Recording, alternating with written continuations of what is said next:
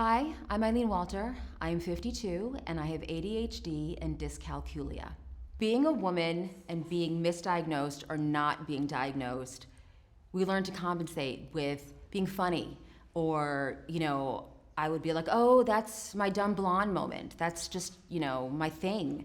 And I think that it was a gift, really, to be diagnosed because it allowed me to understand that the interests that I had, the things that I was drawn to, were different. And I felt like in my family of origin, different interests weren't supported so well. And if you wanted, say you were at a museum and you wanted to see a different exhibit, it would be majority rule. And oftentimes I would feel left out because I wasn't the loudest voice.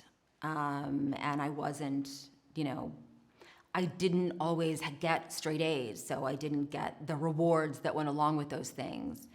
But I also didn't get the support to figure out how I could improve my grades. So I was always left in this sort of like nebulous gray area of never being quite good enough, but not knowing how to get better and having no words to express the struggles I was having. And I just would struggle. And now I have learned to support my kids or my own self in my learning journey, and I'm still learning. I have a older son who's on the spectrum and a younger son who has ADHD.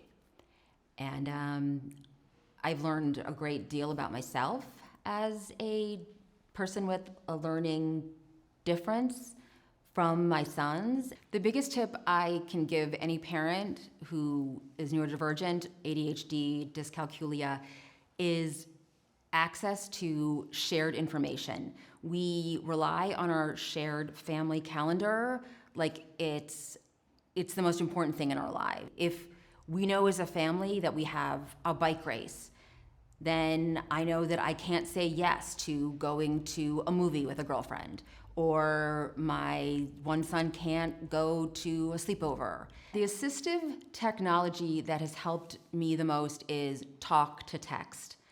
I often find that my brain is working way faster than I can type or I can write, and so I can make notes that turn into emails, that turn into documents, that turn into calendar events. And the ability to get things in real time out of my brain allows me to then concentrate on driving or finishing at the grocery store in 20 minutes instead of 2 hours. And I feel good about that.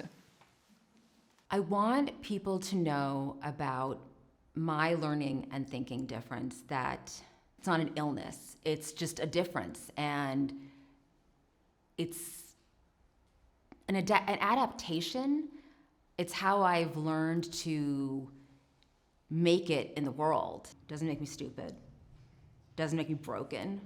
I have a gift in a way. I can look at things differently, and we need people that look at things differently. If you're experiencing a challenge in your learning, I think first, accept it and know that you're not alone and that there are people that can help you.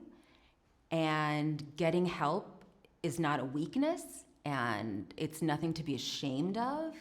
For society to be more accepting of learning differences, we all have to be kinder and judge less, and listen more and slow down. And just accept that there's not just one way to learn something. We all like our steak cooked different ways. So we all have different appetites. Our brains have different appetites too. And we have to feed them different things.